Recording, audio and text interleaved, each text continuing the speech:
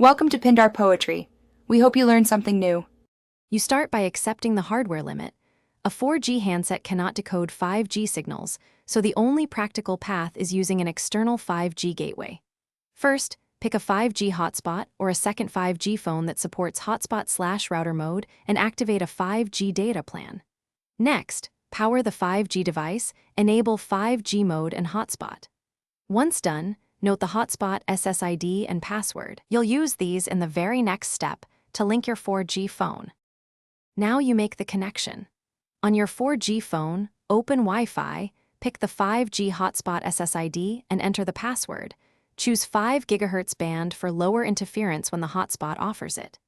If you want lower latency and higher throughput, plug your 4G phone to the 5G device with USB and enable USB tethering on the 5G device. This bypasses Wi-Fi congestion. Also check APN or carrier tethering settings on either device if data stalls. Change them only when necessary. Finish by verifying performance. Run a quick download or speed test on the 4G phone while tethered to confirm you're passing 5G data through the hotspot. If speeds are poor, reposition the 5G device for better signal, switch to USB tethering, or reduce the number of connected clients to free bandwidth. If problems persist, make sure the hotspot firmware is updated and your carrier allows tethering. The one key troubleshooting tip is to try wired USB tethering, which often resolves congestion and authentication blocks.